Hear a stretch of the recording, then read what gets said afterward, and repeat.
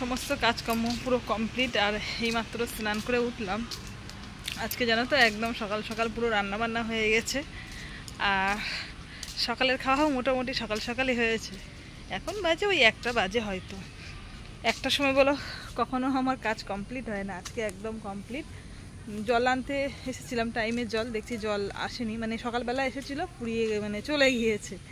আর এখন জল নেই দুপুরবেলা, আবার সেই বিকেলে আসবে। বিকেলে তো বাড়ি থাকি না, দোকানে যাই, তো সেই কারণে বিকেলবেলা কিন্তু আর আমার জল ভরা হয় না। বাইরেও গরম, ঘরেও গরম, কোথাও শান্তি নাই। তো ভাবলাম একটু বাইরের দিকে ঘুরি। সবসময় তো ঘরের মধ্যে থাকি, রান্না বাড়া কাজকর্ম সমস্ত কিছু ঘরের মধ্যে। একটু গাছপালা দেখতে আমার ভীষণ ভালো লাগে, কেননা সকাল বাবা কি ওখানে পুরি বাবড়ি কি বড় গড় গেলেই দেখো দেখো বন্ধুরা তোমাদের, ওই দেখো দেখতে পাচ্ছ, ওই যে ওই দেখো ওই দেখো কাঠের ওখানে, ওই যে ওই পালিয়ে চলে গেল।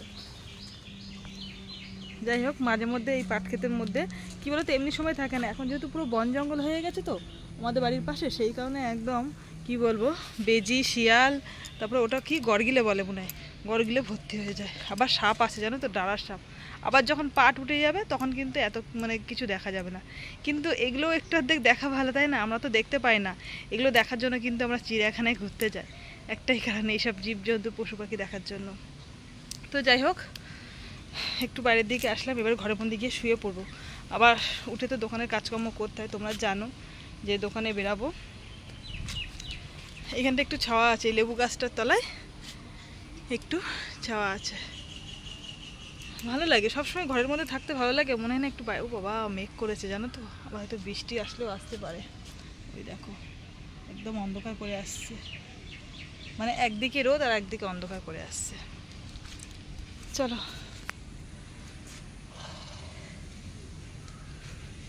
আমাদের বাড়ি কদিন পরেই রথ জানো তো, তো সেই কারণে ঘর বাড়ি একটু পরিষ্কার ঝরিষ্কার করতে হবে। আর এই সময়টায় অনুষ্ঠানটা হয় ভালো লাগে, কিন্তু যে বর্ষা পড়ে না একদম ভালো লাগে না। রথের দিনকে ঘিচঘিচে বৃষ্টি হয়, একটু লোকজন মানুষজন যে আসবে, সত্যি কথা বলতে এসে যে বসতে দেবো সেই জায়গাটুকু হয় না। কেন আমাদের তো জানো তোমরা যে আমাদের একটা ঘর আর একটা বারান্দা, আর সেরকম প্যান্ডেল করা হয় না যে প্যান্ডেলের নিচেই থাকবে। তো যাই হোক, মানে এই সময় অনুষ্ঠানটা পড়ে প্রতি বছরই আষাঢ় মাসে বর্ষার সময়। আর আমরা জানো তো এই কাঁঠালটা রেখে দিয়েছি, এই যে দেখাই তোমাদের, এটা রথের দিনকে জগন্নাথের সেবা দেওয়া হবে বলে রেখে দেওয়া হয়েছে। এখন কি করা যাবে, যদি থাকে দেওয়া হবে, কেন যা গরম পড়ছে, যদি পেকে নষ্ট হয়ে যায় দেওয়া যাবে না। ওই একটা আছে আর এই দুটো আছে, এগুলো হচ্ছে একদম ছোট ছোট কাঁঠাল, দেখো এই যে এও পেকে যাবে। এত গরম পড়ছে বলো বন্ধুরা, থাকে সব কিছু। আম তো নেই, কোনো গাছে আম নেই। কাঁঠাল দেখছি, রাস্তা দিয়ে যাচ্ছি, সমস্ত লোক সব ভ্যান ভর্তি করে কাঁঠাল পেড়ে নিয়ে যাচ্ছে। আমরা রথের দিনকে কিন্তু ফল প্রসাদ দিই, আর লুচি আলুর দম দিই, আর জিলাপি আর পাঁপড় দিই। এইগুলো হচ্ছে আমাদের প্রসাদ, ঠিক আছে? আর জগন্নাথের অন্ন সেবা দেওয়া হয়।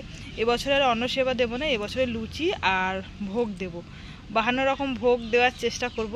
আর এবছরে কিন্তু কোনো বৈষ্ণব বা ব্রাহ্মণের দিয়ে করাবো না, এবছরে আমি আর আমার বড় যা দুজন মিলেই করব। মানে চিন্তা ভাবনা নিয়েছি, তাই তোমাদেরকে জানালাম সিদ্ধান্ত যে আমাদের নিজেদের ঠাকুর, ঘরের ঠাকুর আমরা নিজেরাই সেবা দেব, বৈষ্ণব বা ব্রাহ্মণ কাউকে নেব না। আমাদেরও তো ইচ্ছা হয় যে নিজে হাতে করে সেবা দিই, তাই না বলো? প্রতিদিন যেমন সেবা দিই আর ওই দিনকেও সেবা দেবো, ঠিক আছে?